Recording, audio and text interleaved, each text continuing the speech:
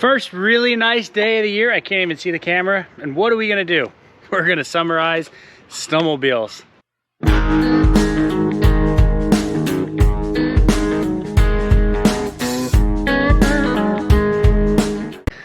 So we're here at the shop. We have Johnny. If you guys have been here for a while, you remember Johnny.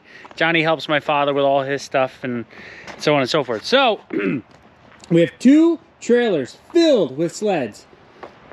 That has 4 and that has 4, and then those are, you know, 2 other ones. So we're gonna hook trucks up, move stuff around. We gotta move the boat around. Nash is hanging out in the shade. But we're gonna get some summarizing stuff done. I'm gonna go over some tips and tricks on what you guys can do to summarize your sleds, because it is that season. It's spring. Winter for us East Coast guys is over. So we're gonna get hooked up, get unloaded, and then I'll show you guys what we got in store. I feel like I have a snowmobile dealership here. I mean, I got enough of them. We got 1, 2, 3, 4, 5, 6, 7, 8, 9, 10, 11 if you count the blown up one. A couple in the garage. Yeah, and I got a couple in the garage.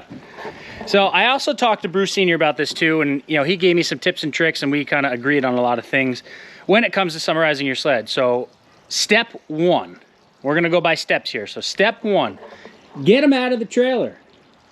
Open everything up. So you're riding your sled, and whether you ride it or trailer it in an open trailer, closed trailer, you're gonna get salt on them. You know, roads are covered in salt. You're riding on roads that have salt. So the number 1 thing about summarizing them is to wash them. Wash them thoroughly, inside and out. Get all the salt out of the nooks and crannies and anywhere on the engine compartment, the clutches, underneath, you know, the undercarriage, the skid, everything. Get that salt out of there. So what I like to do, and I've done it for years, soak them with Simple Green. As you guys know, I love Simple Green. And then get a power washer and get to going. And try and touch pretty much every single part and get all that salt out of there. So that's what we're gonna do. I just gotta go get the pressure washer, but all the hoods and everything are open. So, I mean, we'll get in there, you know, and like I said, don't be shy with it. They are waterproof. I know they're not a jet ski, but they're in the water all the time. So you don't have to worry about it, you know, ruining anything. So that's what we're gonna do. We're gonna, we got a lot to do. And this big driveway runs out of room quick. At least we're doing it now, not when it's 30 degrees, right? Exactly. So we're gonna get in here, and I'll video once we're done, halfway done, whatever. A very much long time later, and everything is spick and span, nice and clean, nice and power washed. A lot of guys will probably yell, don't use a power washer, blah, blah, blah, blah, blah. You'll ruin the seals, everything like that. I don't have it on like the 0 one. I have it on 40. I don't get super close. It just helps get into the nooks and crannies and get all that salt out like I was saying before. So that is step 1, is just get the engine base done. Like I said, you know, salt it just destroys everything. My hair, it's so hot out.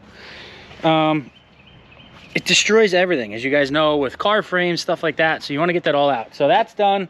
I'm going to throw another step in here. We're just going to fill everything up with oil now that all the side panels are off. So that's just one less thing that we have to do next year. And then we're going to wash the outsides of all of them. So I don't use anything special. This is what I use on my truck. So this is what I use on the sleds, this is what I use on Bruno, everything. And then just, whatever you call these things. I don't know. What do you call these? Hand mitts. Hand mitts. I don't know.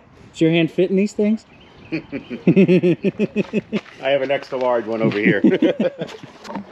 So, yeah. This is honestly probably one of the most important steps, is just washing them. Get all that grime off. You went and beat on it all winter long.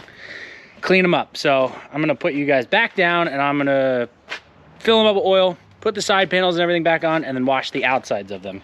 And then we'll go to step 3. I've never seen a better washer before. You've done this before? Trying my best, sir.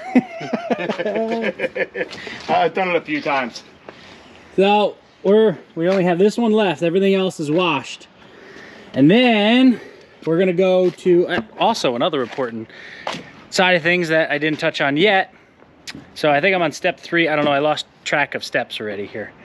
But fuel stabilization. So as you guys know, fuel deteriorates over time, especially now with the ethanol and everything. If you let it sit in your tank, it will just eat everything. If you have carburetors, it'll clog your carbs, everything like that. So what I have used for as long as I can remember is just stable. 1 ounce treats 2.5 gallons. So you figure out however much is in your sled and you put that in. Then you're gonna wanna run it, obviously, and put the track in the air and get that all through the system. You wanna get it through the fuel lines, fuel pump, injectors if you have them, carburetors if you have them, depending on what it is that you have. So, you wanna get that run through there really well. Now, the big topic that everyone kinda goes back and forth is, do I store it with no fuel in it? Do I store it with good fuel in it? And Bruce and I talked about this just this morning.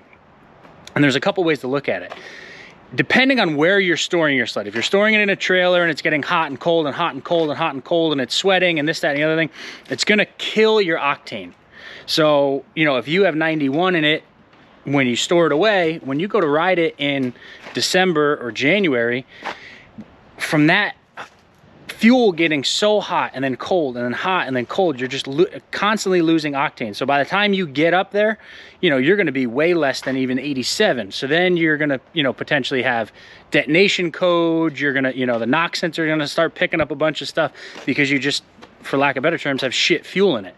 So if you want to store it with a full tank because you don't want it to sweat, it's not necessarily true because it's still going to sweat. The outside of the tank is sweating, the inside of the tank is sweating. And then pretty much what you're going to end up with is a lot of water in the fuel. So the correct way to do it would be to store it. You want to start that? I'll walk away so the people can hear me. So again, technically the correct way is to store it with however much fuel you want. And really, if you want to be top performance all the time, you got to pull that fuel out and put good fuel in there, or store it with almost an empty tank and then fill it with a whole new tank of good fuel in the beginning of the season. And again, there's going to be a bunch of different opinions on this, but me and Bruce both agreed on that. So either way you want to look at it, the fuel's going to go bad over the summertime, and there's no way to prevent it. Just put new fuel in it at the beginning of the season. So we're gonna put stable in these once he's done finishing up those couple sleds. He's gonna we'll put stable in all of them. We'll get them up on the stand. We'll run the track. We'll run them for 4 or 5 minutes. I'm gonna power wash the tracks as they go around and get all the salt off of them and get off them, underneath the skid. And I mean, that's pretty much gonna wrap it up. But I know the fuel stabilization thing. Oh no, it's not gonna wrap it up. Then there's one other step, and I'll get to that one in a little bit. Some sleds have them, some sleds don't. I left you for 1 second, and it sounded like you broke the power washer. I get blamed for everything, buddy, doesn't I? Please tell me out of those 6 gas cans over there, we have some gas. Yeah, where did all those come from? You got the big one, and then what did he get bored and buy 4 extra ones? Yes, because it took too long to get the gas out of the big caddy. Oh, Big Al problems. Did you at least get them all done? Yes. The only thing we didn't get done was the 4-wheeler. That's another day. I'm not even worried about that thing today. So we will blow them all off now and then fire them up one by one. Mm-hmm. We're getting near the end, peeps. This is a lot of work. Yeah, when you got 12 sleds. How you doing, Bubba?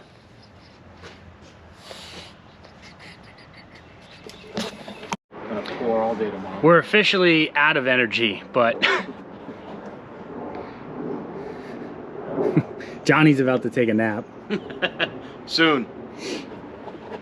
So I kind of been bouncing around, and I apologize. At the end of this, I'm gonna overview kind of everything. So we just ran them, got all the stable through the systems, ran them up on the stand, cleaned the tracks off, sprayed them with WD-40. So all the track clips are all done, all the rails are all done, all the wheels are all done. So everything under there is nice and lubed up.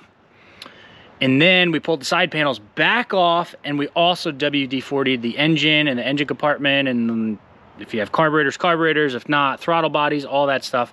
Just keeps everything nice and fresh in there. Yeah, it makes a little bit of a mess because it's slimy and stuff like that, but it makes it look like new, and it keeps it looking like new. So that is another thing that I do, and also that Bruce, you know, backed up. At this point, the only thing that we have left is just to grease.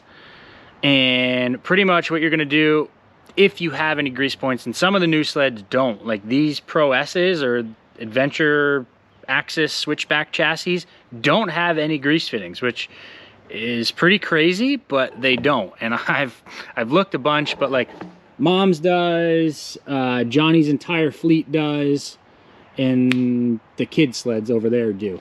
So pretty much you grease, you push out all that water that you just push back in there by cleaning them. You get everything nice and lubed in there to, you know, prevent corroding and stuff, and then wipe off all the excess grease just so you're not a slob. A little bit extra work, and it's a pain in the butt, and you're gonna get dirty, but at least your sleds will be clean. So that's our last task. And which we don't want to do. Yeah, which we don't which we don't want to do at all. We've been sitting here, I'm sitting on a box, I'm waiting to fall through this tote here, and no, we really don't want to do it. We're thinking about food and wings, but we got to do it. So Cocktail. Yeah, beverage. So that's it. So we're gonna try and muster up some energy here and finish them off, and then I got to jam 5 sleds in this trailer, which is tons of fun. So you got to pull them in from the front, so they're all facing the back, and then split the back ends of the last 2, and then pull that last one in. But what makes it a ton of fun, and if you guys have also been here a while, the driveway was paved. He left this part for all the snowmobiles, but if I got to go in the front, then I can't drive them in because I can't go on the new blacktop. So,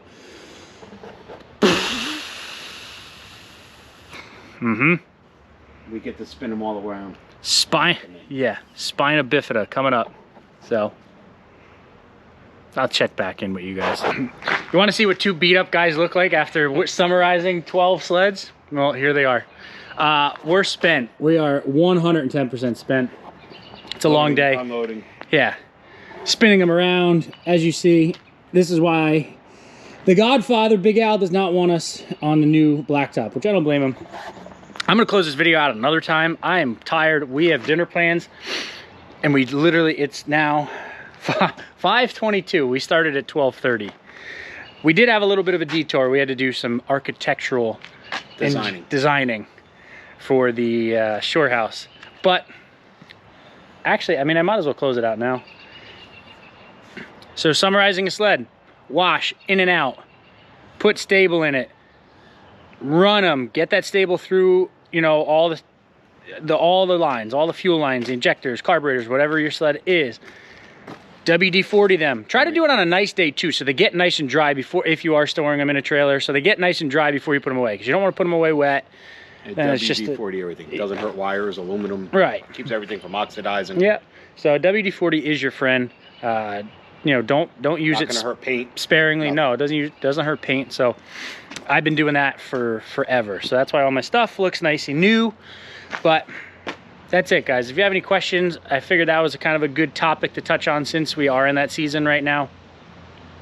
And then come fall, we'll go into fall maintenance, what to look for, carbides, Hyfex, things like that. So, but that's gonna do it for this one. If you have any questions, put them down in the comments like always. Hope you enjoyed it. Hope you enjoyed it more than me and Johnny did. I mean, we did have fun, but it's a lot with this many sleds. So make sure to like, make sure to subscribe. We're gonna go get some dinner, and we'll see you guys in the next one.